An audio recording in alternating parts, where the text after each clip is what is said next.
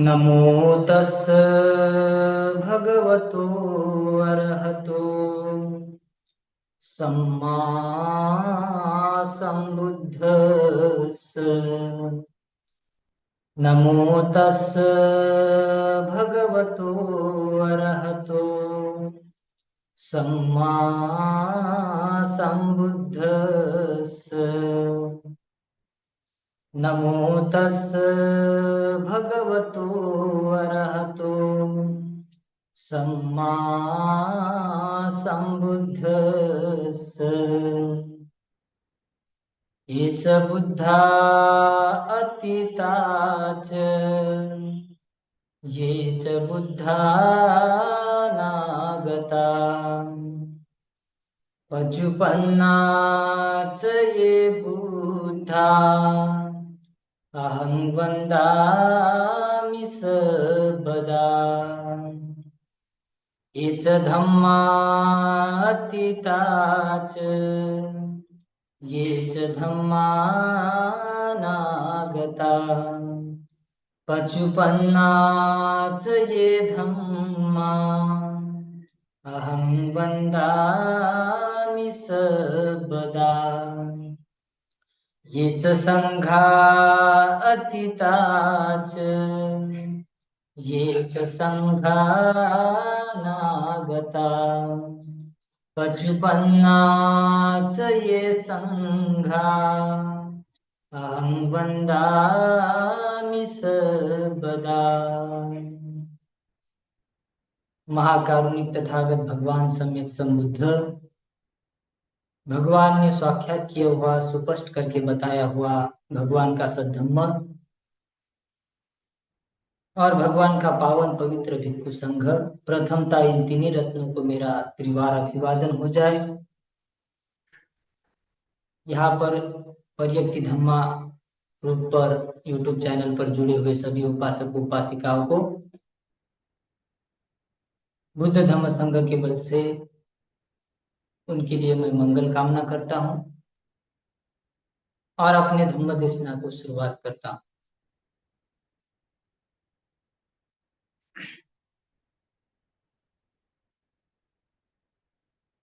पठमं बोधिपल्लङ्कं द्वितीयं च अनिमिषं तृतीयं च कमनं सेठं चतुर्थं रत्नाघरं पंचमं अजपालं च मुचदिन्देन छठमं सप्तमं राजायतनं वन्दितं मुनिसेवितम्। पठमं बोधिपल्लङ्कं द्वितीयं च अनिमिषं तृतीयं च कमनं सेठं चतुर्थं रत्नाकरं पंचमं अजपालं च मुचदिन्देन छठमं सप्तमं राजायतनं वन्दे तं मुनिसे। यह जो बोध गया है, जहां पर सिद्धार्थ गौतम बोधिसत्व की अवस्था में उन्होंने जो 6 साल तक, उसके पहले जो 6 साल तक कठोर तपस्या की, ऐसी जगह से ये प्रवचन दिया जा रहा है। उरुवेला फॉरेस्ट मेडिटेशन सेंटर, यहाँ पर 9 भिक्षुओं का वर्षावास चल रहा है।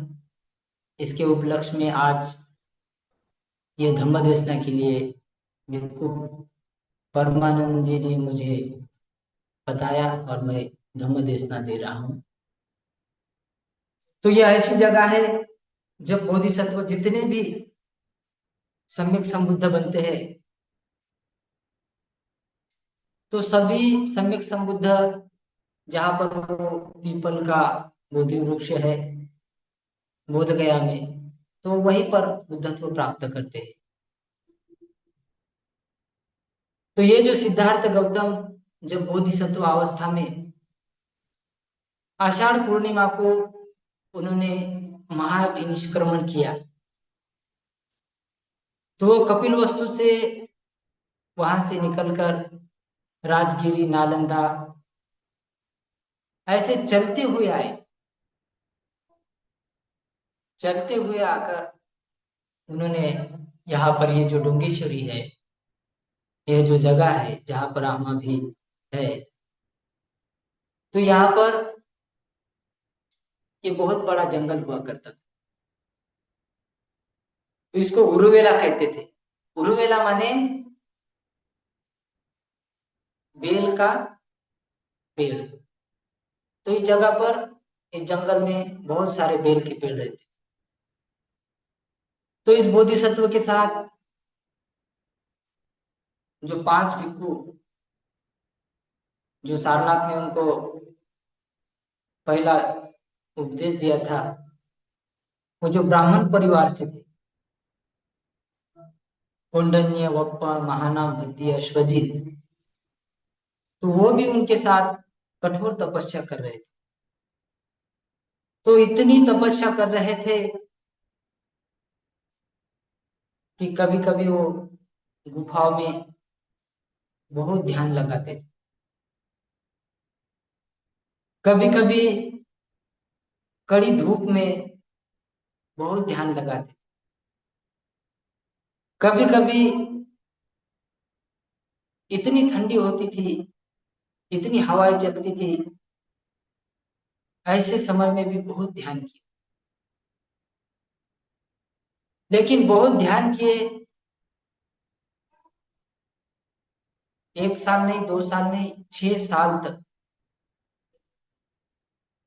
तो वो सेनानी गांव में जाते थे, सेनानी नाम का राजा था, वहां पर चारिका करके भोजन लाते थे।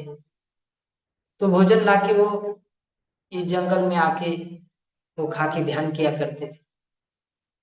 तो एक दिन उनके मन में आया कि 8 किलोमीटर तक जाना आना, तो ध्यान के लिए ज्यादा समय नहीं मिल रहा है, तो फिर उन्होंने और अतियों में चले गए।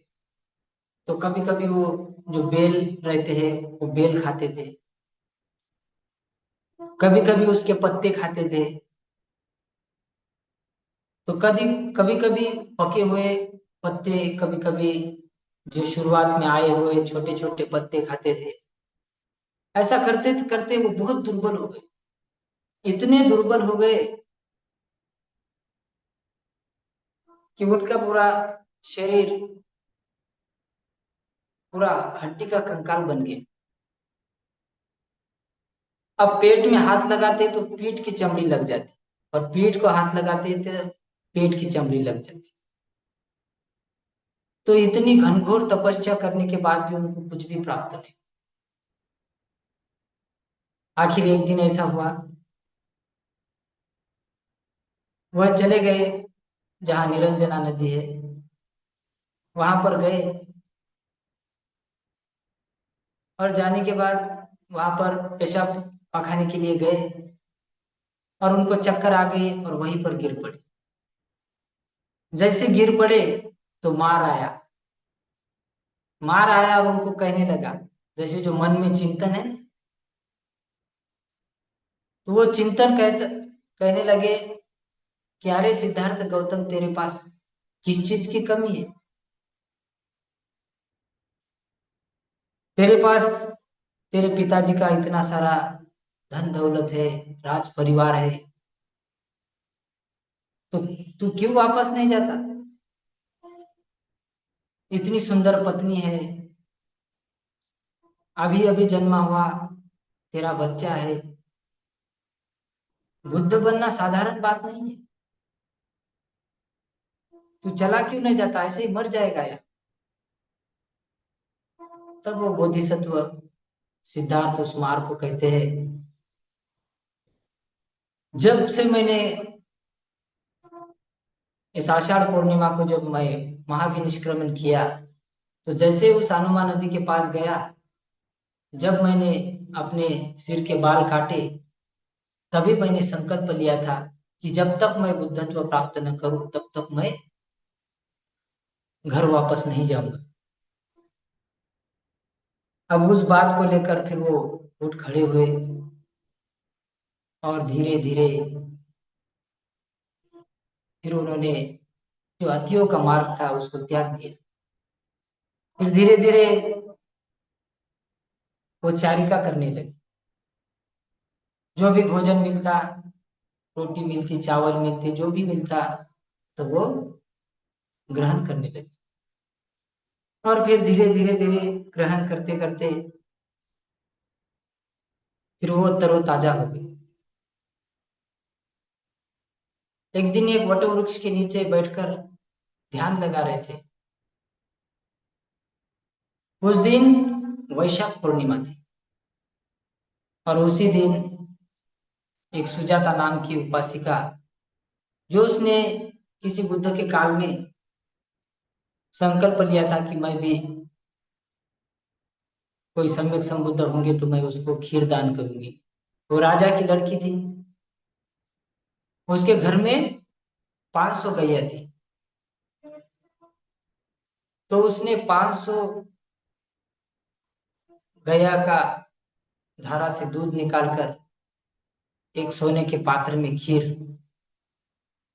वो इसलिए बनाई थी, उसका एक संकल्प था कि मुझे अगर अच्छा सुंदर पुत्र या पति मिल जाए तो मैं इस वट वृक्ष के नीचे मैं खीर दान करूंगी। तो अपने दासी को भेजती है। तो दासी देखती है वहां पर, तो ये बोधिसत्व ध्यान लगा के बैठे हैं। तो वो जाके बताती है कोई सत्पुरुष है जो आपके यहाँ उस वट वृक्ष के नीचे वो ध्यान लगाया है, कोई देवता है। तो वो भी आके देखती है, तो सही में ये सिद्धार्थ गौतम। तो वो सोने के पात्र में खीर लाके उस बोधिसत्व को देती। जब वो बोधिसत्व ग्रहण करते हैं, तो ग्रहण करने के बाद वो वहां से आगे चल देते हैं। और उस खीर को ग्रहण करने के बाद थोड़ी दूर जाने के बाद वो थोड़ा सा आराम करते हैं। अब लेटते हैं तो उनको 5 स्वप्न गिरते हैं, जो बुद्धत्व प्राप्त होने के लिए वो संकेत थे। जैसे कि वो इस धरती पर ऐसे चल रहे हैं, जो गंदगी से भरी हुई है पृथ्वी, उनके चरण को ना धूल लग रही है, ना कोई मलमूत्र स्पर्श कर रहा है। ऐसा उनको वो सपना गिरा। और भी सपना गिरा, जैसे वो लेटे हुए हैं तो उनका माथा, जहाँ पर अभी कश्मीर है, लद्दाख, लेह लद्दाख उस साइड, तो उनका वो माथा बन गया, तकिया जैसे बन गया वो बर्फाच्छादित प्रदेश। और इधर दाया हाथ बाया हाथ उस समुद्र को लग रहा है, पांव दक्षिण तरफ लग रहे हैं, वो समुद्र का पानी उनको पैर को छू रहा है। तो ये भी एक स्वप्न गिरा। उसके बाद ये इसका प्रतीक था कि वो सारे जम्बूद्वीप में भगवान की ये शिक्षा चली जाएगी, बुद्ध की शिक्षा सारे जम्बूद्वीप में फैलेगी। उसके बाद भी स्वप्न गिरा, जो अलग अलग रंग बिरंगे पक्षी आकर उनके शरीर पर बैठ रहे, चारों तरफ दिशाओं से आ रहे। तो ये भी प्रतीक था कि जो उस समय जो शूद्र, वैश्य, ब्राह्मण, क्षत्रिय, ये जो 4 वर्ण बताए गए थे, ये सभी आके बुद्ध की शिक्षा ग्रहण करेंगे। तो ये भी इसका प्रतीक है। और भी बहुत सारे लोग उनके पास आ रहे, भगवान बैठे हुए सफेद वस्त्र में आके उपासक बन रहे। ऐसा भी स्वप्न गिरा। और एक और भी स्वप्न गिरा, जो लेटे हुए हैं और उनके नाभि से एक पेड़ निकला है, वो आकाश में बादलों के ऊपर भी गया है। वो यह संकेत था कि ये देवता तक, देवता लोगों तक ये धम्म, ये बुद्ध वचन सब जाएंगे और वो भी उसका अनुमोदन करेंगे, वो भी बुद्ध की शिक्षा ग्रहण करेंगे। तो ये 5 स्वप्न गिरने के बाद वो बोधिसत्व वहां से उठते हैं और सोचते हैं अब मैं बिल्कुल, अब मुझे बुद्धत्व प्राप्त होगा। ऐसा सोच के उस पात्र को लेके उस नदी में संकल्प करके फेंकते हैं कि अगर सही मायने में मुझे अगर बुद्धत्व प्राप्त हो जाएगा तो ये पात्र इस धारा की उल्टी दिशा में जाए। तो वो सही में वो पात्र धारा की उल्टी दिशा में बहने लगे और आगे जाके डूब जाता है। तो फिर वहां से वो उस पीपल के पेड़ के पास जाते हैं। वहां पर एक बकरियां चराने वाला लड़का उनको एक घास रहता है, उस घास का घास देते हैं बैठने के लिए। और वहां पर वो उस वैशाख पूर्णिमा के दिन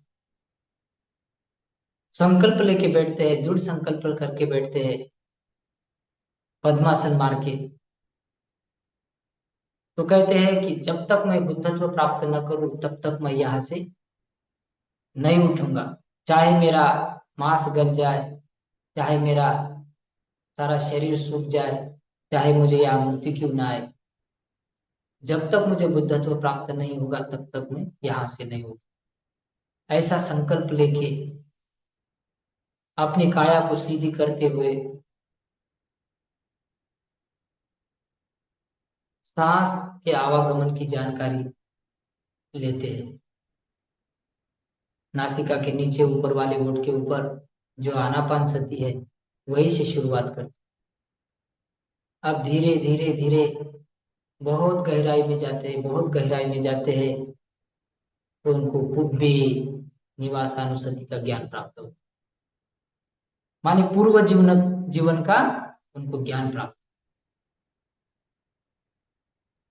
अब पूर्व जीवन जितने भी चार असंख्य के 1 लाख कल्पों से उन्होंने जो 10 पारमिताएं, 10 उपपारमिताएं, 10 परमत्त पारमिताएं के जो घड़ों की परिपूर्ति की है, तो चार असंख्य 1 लाख कल्पों तक अनगिनत वो अपने जन्मों को देखते हैं।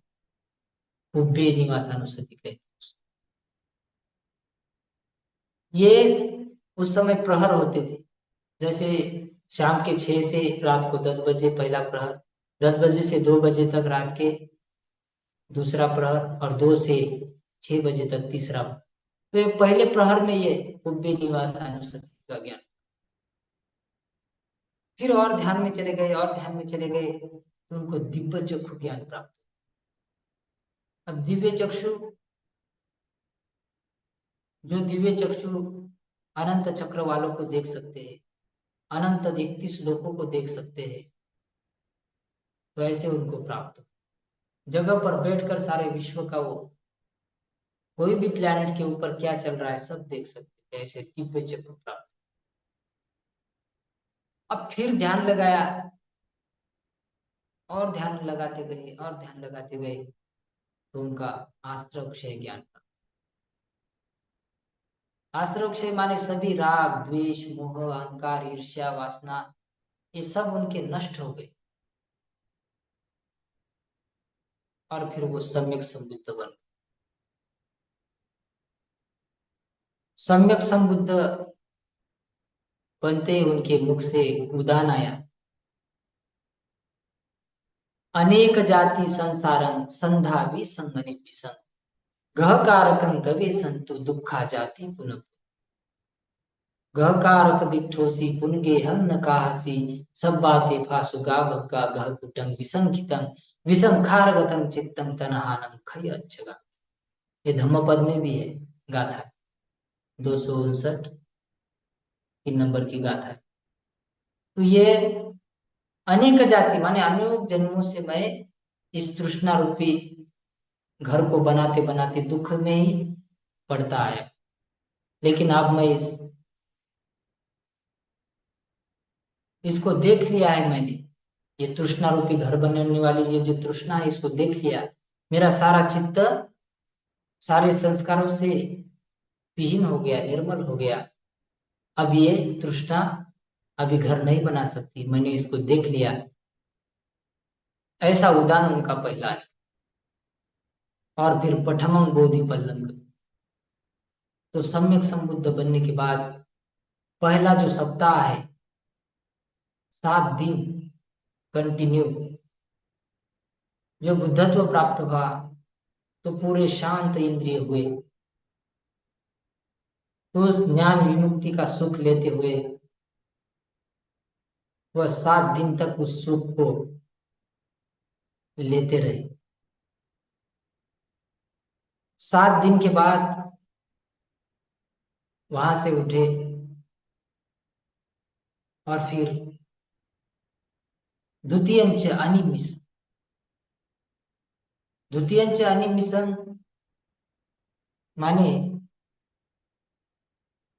वो जो बोधि वृक्ष था पीपल का, तो उसकी तरफ एक पलक न झपकते हुए वो देखते रहे। वो ऐसे देखते रहे, उनकी पलक झपक ही नहीं रही थी, क्योंकि सारे इंद्रिय शांत थे। और उस पीपल के पेड़ को इसलिए देखते रहे कि इस पीपल के छाया के तले मुझे यह ज्ञान प्राप्त हो। तो कृतज्ञता जगाने के लिए उस तरफ देखते रहे। अब कुछ देवता लोगों को ऐसा लग रहा था कि अभी भी उनकी तृष्णा खत्म नहीं। तो ये 7 दिन के बाद देखने के बाद वो तीसरा सप्ताह तृतीयंचम कमनम सेट, तीसरा सप्ताह हुआ चक्रमन। अब वो चक्रमन कहाँ कर रहे थे, वहां सारा जंगल था, तो उन्होंने रिद्धि बल से, जो सुमेरु पर्वत कहते हैं, अब ये विनय पिटक की सारी बातें हैं, जिसने पढ़ी होगी उसको मालूम होगा। तो रिद्धि बल से उस सुमेरु पर्वत जैसे बड़े बड़े ऐसे पिलर बना के उस पर एक कांच जैसा रास्ता बनाते हैं, और उस पर वो इतनी बड़ी उनकी काया, विशाल काया, जो सा ऐसे आकाश में प्रतीत होती है, और वो उस पर चक्रमन करते, और ऐसे चक्रमन करते हैं। सभी लोग देखकर इतने हर्षित होते हैं, बहुत खुश होते हैं, भगवान इतने सुंदर दिखते हैं उस समय, बहुत सुंदर दिखते हैं। वो चक्रमन करते हैं। और जिन लोगों के मन में आया था कि अभी भी इनकी तृष्णा बाकी है, जैसे वो बोधि वृक्ष को देख रहे थे, तो फिर उन्होंने यमक पाटिहार ये दिखा, जैसे उन्होंने चमत्कार दिखा।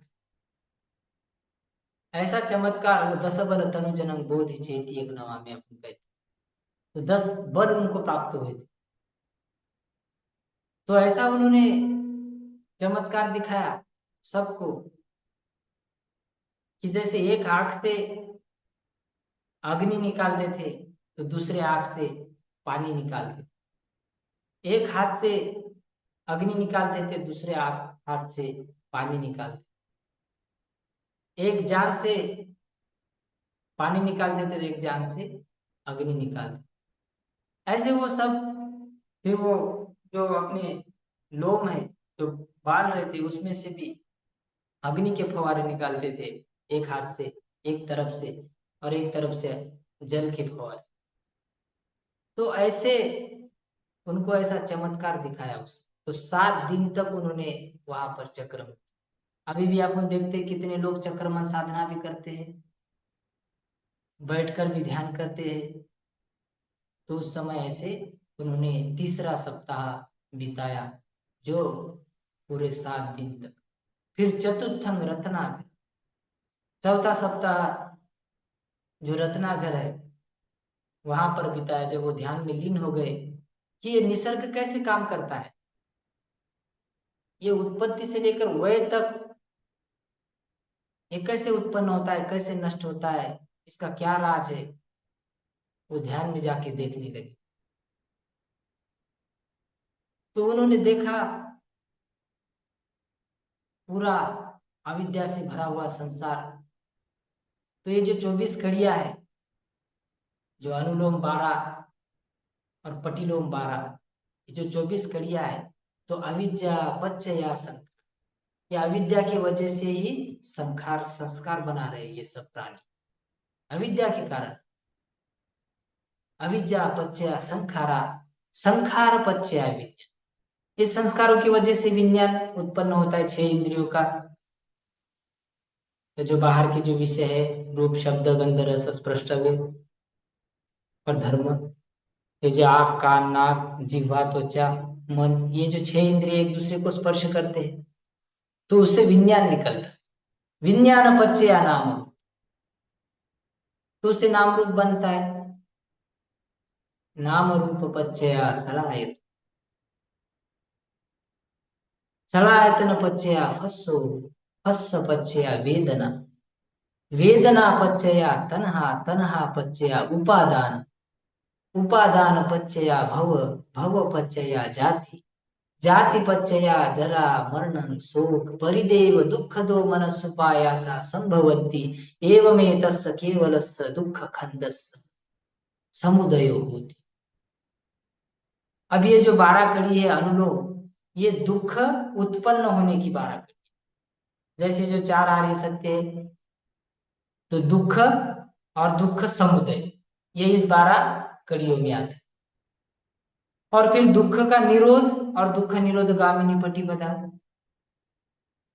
तो उसकी 12 कड़ियां है जो दुःख से मुक्त होने की।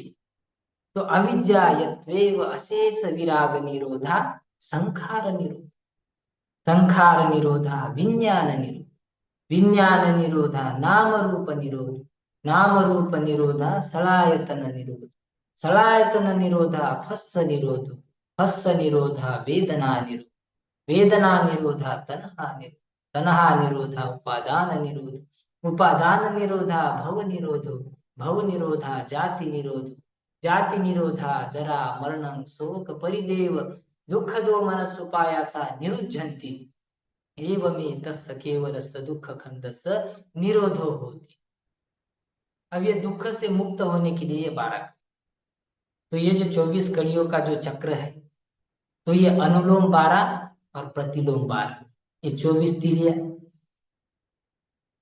तो उन्होंने देखा उसमें कैसे ये सभी प्राणी जो है, जो 31 लोकों में जितने भी प्राणी है, जैसे नरक से लेके अरूप ब्रह्मलोक तक, जैसे नरक है, प्रेत है, असुर है, तिरच्छान है, उसके बाद मनुष्य भूमि है, उसके बाद चतुर महाराजिका तावंतिसा यामा तुषिता निर्माण रति परिनिमित वसवती पारिसज्जा पुरोहिता परिता वापरित सुबा सुब किन्नका सुदसा सुदस्य कनिठा व्यय फला सय सत्ता। उसके बाद आरोप आकाशानंद चैतन भूमि विज्ञान चैतन भूमि आकिंचन्यायतन भूमि नैव संन्यास। उसके बाद होता है जो निब्बान। तो 31 लोगों को जान गए कि 31 लोक में कैसे लोग इस अविद्या के कारण बार बार दुख में इस चक्र में पड़ते जा रहे हैं। तो भगवान तो सम्यक संबुद्ध हो गए, वो 3 ही कालों के जानकार हो गए, भूत भविष्य वर्तमान तीनों कालों को जानते हैं। तो ये 24 कड़ियां उस चतुर्थंग रत्नाकर चौथे सप्ताह में, तो और भी डीप में चले गए तो और देखा तो ये कैसे उत्पन्न होता है, तो वो प्रत्यय दिखे हुए कारणों से उत्पत्ति होती है।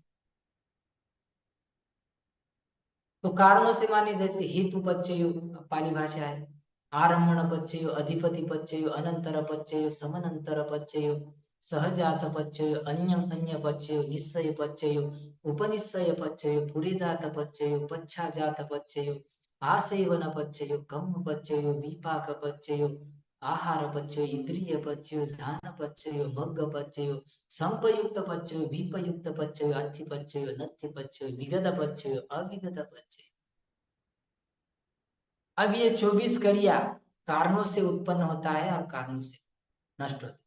उसमें सब कुछ है, ध्यान है, मार्ग है, कर्म है, विपाक है, आहार है, इंद्रिय है, ये सब कुछ उस 24 कड़ियों में है। अविगत पच्चय न पच्चयो, जैसे आकाश निर्मल होता है, जहाँ कुछ उत्पन्न और नष्ट नहीं होता है, पूरा चित्त शांत हो जाता है, निर्मल हो जाता है, सारे आश्रयों का क्षय हो जाता है, जो अर्हत होता है तो वो जानता है। तो ये 24 कड़ियां, तो उसी 24 कड़ियों में और भी बुद्ध के 9 गुण है। ब्रह्म के 6 गुण है, संघ के 9 गुण है,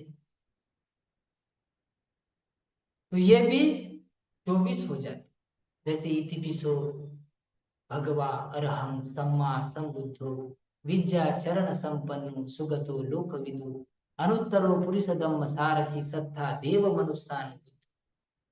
अब इति पिसो माने यह पूर्व बुद्धों की तरह। अब एक ही सम्यक संबुद्ध नहीं हुए, एते चेत संबुद्ध अनेक शतकोटि, अनेक शत सहस्त्र कोटि, आटानाट्य सूत्र में दिया। कितने सम्यक संबुद्ध हुए। अभी 28वीं सती परित्तर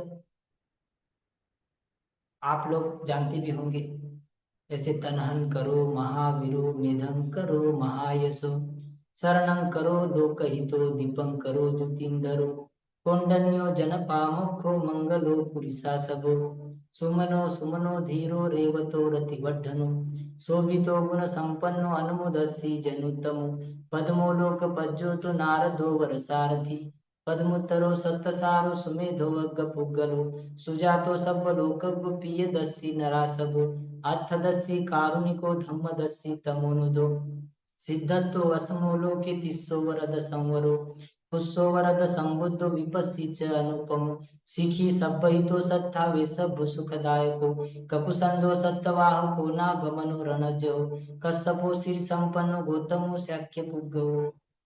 अब ये सिद्धार्थ गौतम सम्यक संबुद्ध ने इन 28 बुद्धों को जाने, बहुत सारे सम्यक संबुद्ध हुए। अब बुद्ध वंश पाली पढ़ेंगे तो उसमें सब आया है। तो इति पिसो माने यह पूर्व बुद्धों की तरह। भगवा भग रागो भग दोषो भग मोह इति भग, राग द्वेष मोह अहंकार ईर्ष्या वासना भय ये सब कुछ नष्ट हुआ, अरहत्व प्राप्त हुआ, भगवा हुआ, भगवान। आजकल कितने प्रकार प्रकार के भगवान, कोई पत्थरों को पूजता है, कोई पेड़ पौधों को पूजता है, कोई कोई क्या क्या अलग अलग भगवानों को। तो भगवान का अर्थ ही भग रागो भग दोषो भग मोहित भग, जिनके सारे आश्रय क्षय हो गए, क्षीण हो गए, दुख से मुक्त हुए, तो उनको भगवान कहा जाता था। ये पाली भाषा। इति विश्व भगवा अरहं, अरहं माने अरि माने शत्रु, हंत माने हनन करना, हनन करने वाला। अब किसका हनन किया? अब शत्रु कौन है? तो खुद अपन शत्रु है आप। अगर अपने अंदर क्रोध है, ईर्ष्या है, वासना है, अहंकार है, ये सारी बातें हैं, तो इसका जब तक हनन नहीं करते तो इसको अरहं कहा गया। तो अरहं माने इस राग द्वेष मोह को नष्ट किया। अरहं सम्मा संबुद्ध, अपने सम्यक प्रयास से 10 पारमिताओं को परिपूर्ण करके, खुद के प्रयास से होता है ये। जैसे 10 पारमिता है, दान शील नेकखम्मा प्रज्ञा वीर्य शांति सत्य मैत्री अधिष्ठान उपेक्षा, ये 10 पारमिता है, 10 उप पारमिता है, 10 परमत्थ पारमिता है। ऐसे 30 पारमिताओं को उन्होंने पूरा करके 4 असंख्य 1 लाख कल्प तक उन्होंने इस भव संसार में पारमिता पूर्ण करते करते तब जाके वो सम्यक संबुद्ध। ऐसे ही नहीं कोई बनता है। कोई कोई 8 असंख्य 1 लाख कल्प वाले होते हैं, कोई कोई 16 असंख्य 1 लाख कल्प वाले। आने वाले जो अरिय मध्य सम्यक संबुद्ध है वो 16 असंख्य 1 लाख। तो कल्प की भी तुलना बताया जाए तो जैसे कुछ सूत्र जैसे आया है अभी, जो श्रीलंका के भंती जी है ज्ञानानंद भंते, जो बुद्ध रश्मि चैनल चलाते, तो उन्होंने जो बुद्ध कौन है उस बुक में दिया है। तो एक कल्प माने जैसे 10 किलोमीटर का एक खाई है, तो उसमें पूरे सरसों के दाने भरने हैं, और 100 साल हो गए तो एक निकाल, 100 साल हो गए एक निकालना। ऐसा करते करते वो जब तक खाली नहीं होता तब तक वो एक कल्प नहीं होता। जैसे दूसरा उदाहरण दिया जाए, जैसे सूर्यमाला है, अपनी जो सूर्यमाला है, जैसे प्लूटो, नेपच्यून, यूरेनस, मंगल, बुध, गुरु, शुक्र, पृथ्वी, ये जो अपने सूरज को चक्कर लगाते, तो यह एक चक्रवात उत्पन्न होकर नष्ट होना माने एक कल्प हो। तो देखो, अपने सम्यक प्रयास करके इस दसों पारमिताओं, दस उपपारमिताओं, 10 परमत्त पारमिताओं को पूरा करके उन्होंने सम्यक प्रयास किए, वो सम्यक समझ। तो उसके बाद आता है इति विश्व भगवा अरहं सम्मा संबुद्धो विद्या चरण संपन्न, विद्या चरण संपन्न, विद्या और आचरण से परिपूर्ण, सारी विद्या, सारी भाषाओं का ज्ञान, सभी विद्याओं का ज्ञान, और उनका आचरण भी एकदम शुद्ध। जो बुद्ध होता है जैसा बोलता है वैसे ही वो चलता है, जो बोलेगा वही होने वाला है, क्योंकि तीनों कालों को जान। तो विद्या चरण संपन्न, सुगतो, सुगति प्राप्त, जो 31 लोकों को जान गए, जैसे बताया कि नरक से लेके और ब्रह्मलोक तक, नरक, प्रेत, असुर, तिरच्छा, प्रेत, मनुष्य, चतुर्माराजिका, तावंतिसा, यामा, तुषिता, निमानरति, परनिमित्त, वसति, पारिसज्जा, पुरोहिता, परितावा, परितशुभा, शुभ किनका, वेह फलाशय सत्ता, सुदस्सा, सुदस्य, कनिष्ठा, वेह फला, आकाशानंचयतन भूमि, विज्ञानंचयतन भूमि, आकिंचन्यतन भूमि, नैव संज्ञानासन्यत। ये सबको जान गए तो सुगत कहला। ऐसे सुगत हो लोकविद, सारे लोगों को जान गए। लोक माने काया, इस 3.5 हाथ की काया को जान, इसमें सब जो गंदगी है सब देख लिया, सारे विश्व को जान। लोकविद, पुरी सदम्म सारथि सत्ता देव मनुष्य, पुरी सदम्म जो बिगड़े हुए लोग है उनको सही रास्ते पर लाया। कितने लोग बिगड़े हुए, हत्याएं करते, चोरी करते, व्यभिचार करते, झूठ बोलते, नशा पता करने वाले कितने लोग हैं। तो ऐसे गलत काम करने वाले, ऐसे लोगों को सही रास्ते पर चलाने वाले पुरुष दम, उनका दमन किया। पुरुष दम सारथ सत्ता देव मनुष्यानम बुद्ध, शास्ता है, गुरु है किसके, देवा मनुष्य।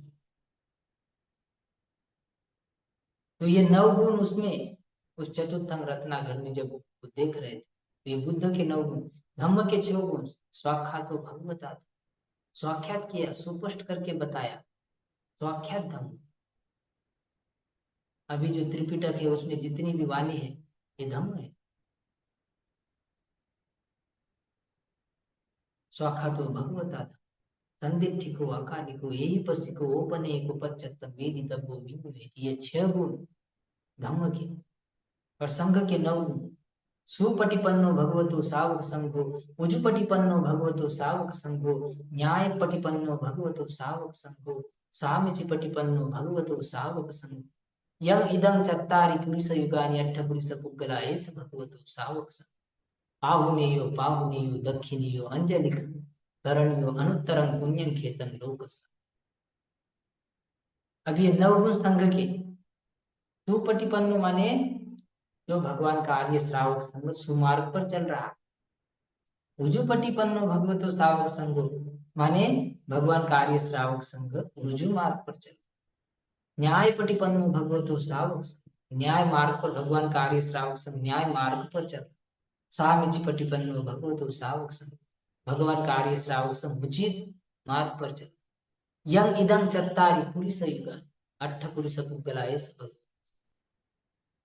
यम इदं चत्तारि माने ये जो 4 पुद्गल है, ये 4 स्वभाव की लोक है, इनकी जोड़ियां है जो 8 हो गए। तो ये जो पुद्गल है, जैसे श्रोतापन्न मार्गस्थ, श्रोतापन्न फलस्थ, सकृदागामी मार्गस्थ, सकृदागामी फलस्थ, अनागामी मार्गस्थ, अनागामी फलस्थ, अरहंत मार्गस्थ, अरहंत फलस्थ, अट्ठ पुरुष पुद्गला ऐसे भगवान, ये भगवान का श्रावक संत है, श्रोतापन्न, सकृदागामी, अनागामी, अरहंत मार्गस्थ व फलस्थ।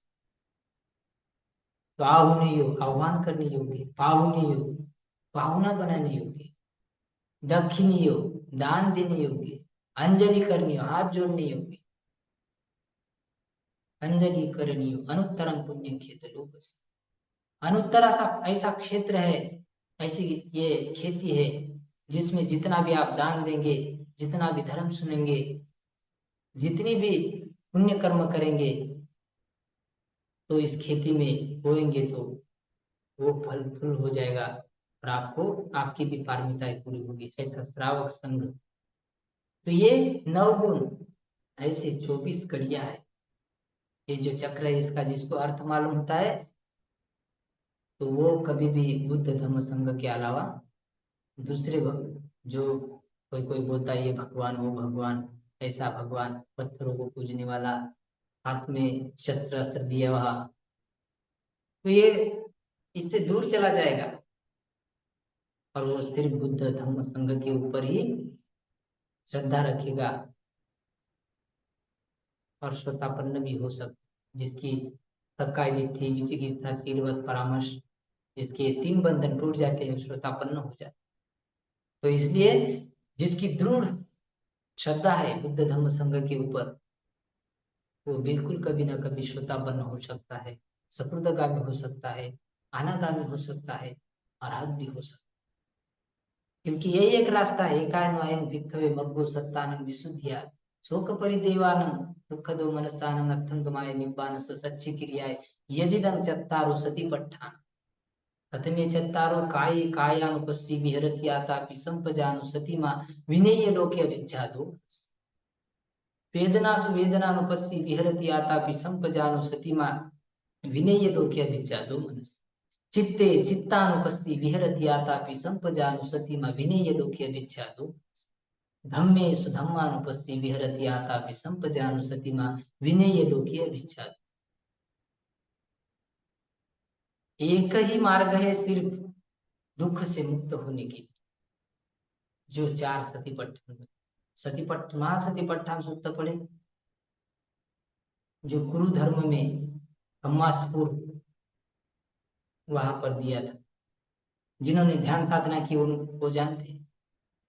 तो कायानुपස්සना, वेदनानुपස්සना, चित्तानुपස්සना, धम्मानुपස්සना, राग और द्वेष को दूर करके श्रवणशील बन के अपनी काया में कायानुपस्सी होकर विहार करता है, वेदनाओं में वेदनानुपस्सी होकर विहार करता है, चित्त में चित्तानुपस्सी होकर विहार करता है, धर्म में धर्मानुपस्सी होकर विहार करता है, तो वो बिल्कुल अनागामी अरहंत हो सकता। 7 दिन से लेकर 7 साल तक वो जैसा बताया वैसा किया तो वो बिल्कुल अनागामी या अरहंत बन सकता। तो एक ही मार्ग है और दूसरा कोई मार्ग, ऐसे भगवान ने बताया, क्योंकि भगवान 3 ही कालों को जानते हैं, भूत भविष्य वर्तमान, सबको जानते हैं, सबके मन की बात जानते हैं, सृष्टि को भी जानते हैं।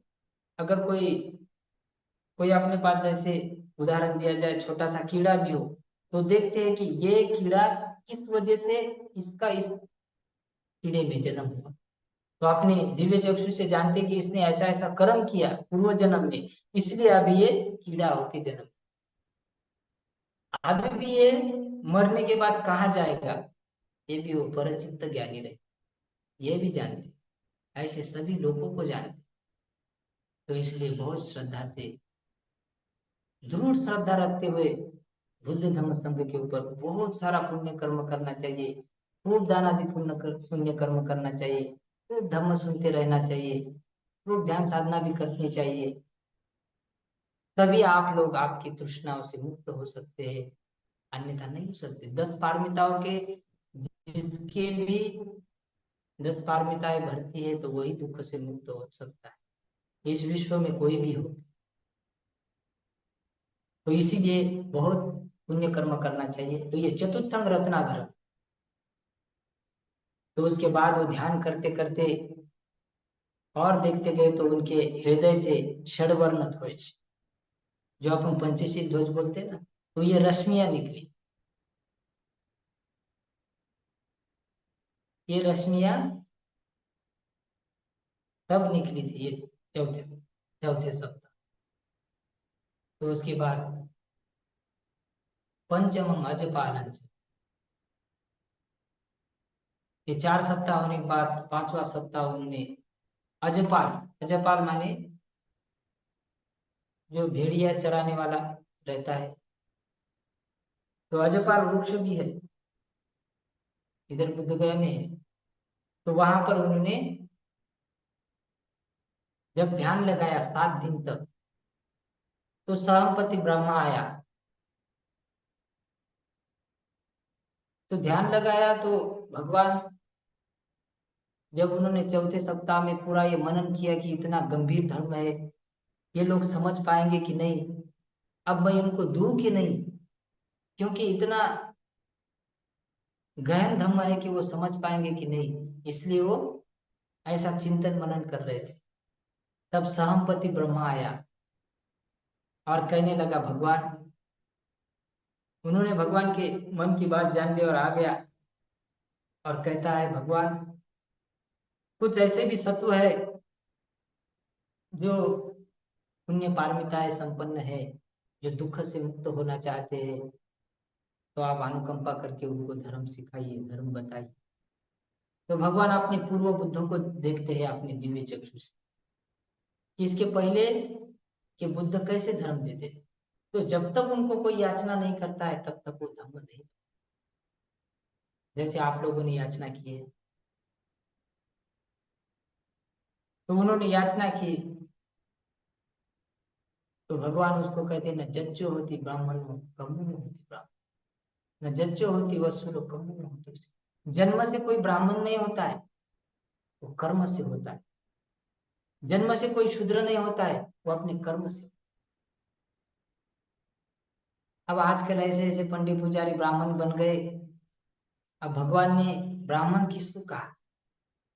जिसके राग द्वेष मोह अहंकार ईर्ष्या वासना भय ये सब नष्ट हो गया, जो अरहत हो गया, क्षीणास्त्र हो गया, जो दुख मुक्त हो गया, जिसको किसी के प्रति आसक्ति नहीं है, जो आचरणशील बन गया, उसको ब्राह्मण कहा था।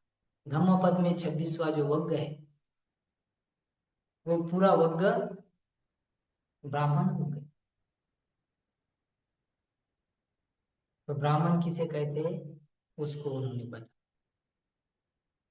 तब मुचरिम देन छठम, फिर छठा सप्ताह वहां से उठकर फिर उस मुचरिम, मुचरिम नाम का एक नागराज था।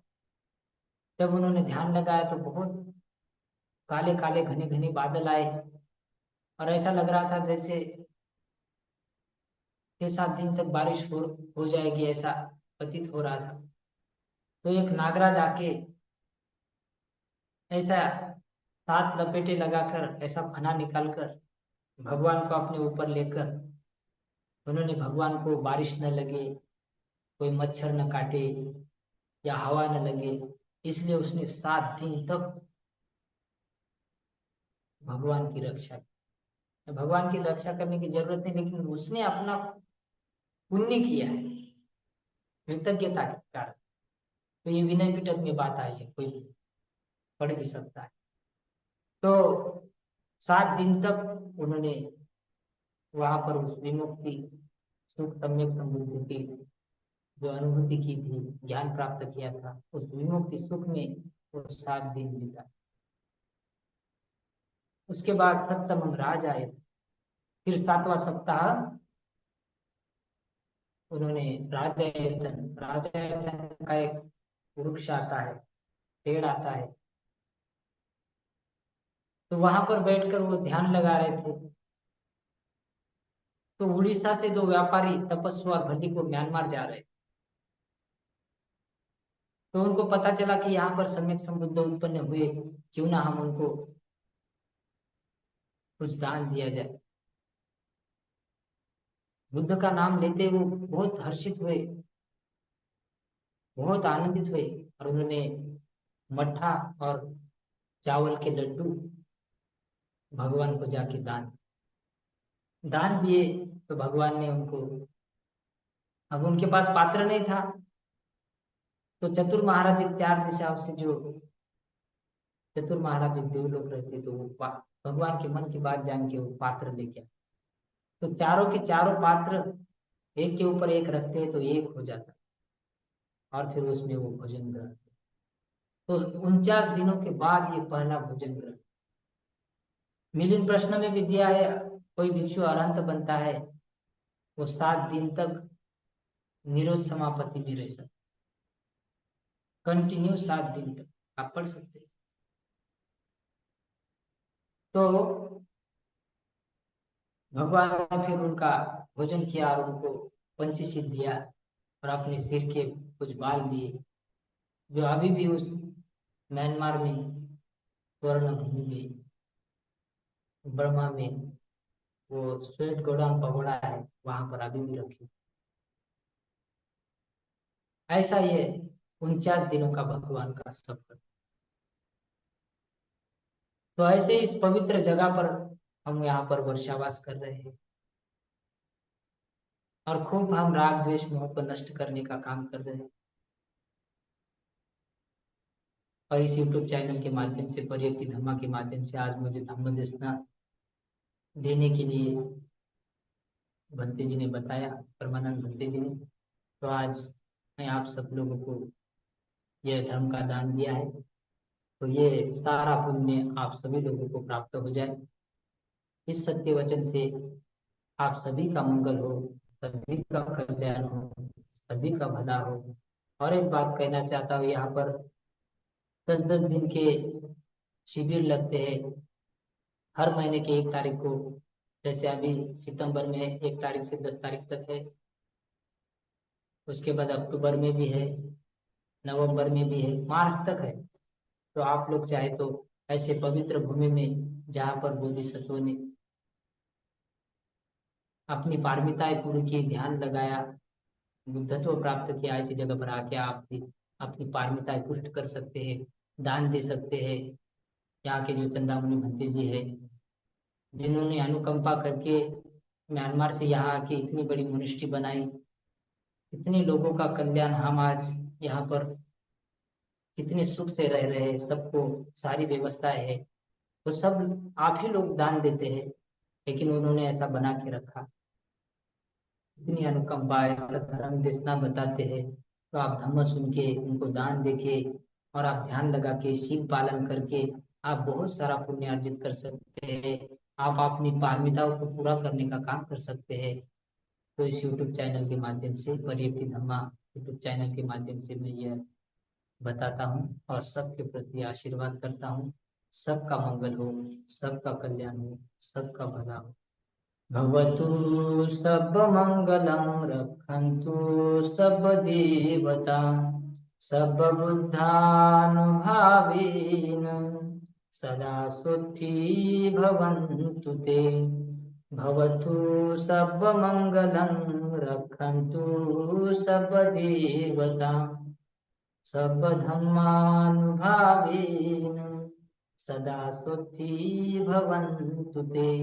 भवतु सर्वमङ्गलं, रक्षन्तु सर्वदेवता, सर्वसङ्घानुभावेन सदा सुखी भवन्तु ते। सबका मंगल।